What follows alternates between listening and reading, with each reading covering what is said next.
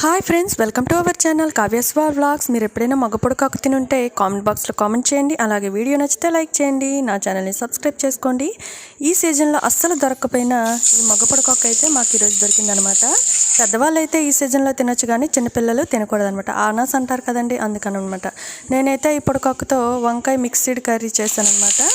వంకాయ ఇంకా మష్రూమ్ కలిపి కర్రీ చేశాను. చాలా చాలా టేస్టీగా వచ్చింది. ఈ కర్రీ రోటీలోకి అయితే చాలా బాగుంటుంది, రైస్లోకి అయితే ఇంకా బాగుంటుంది.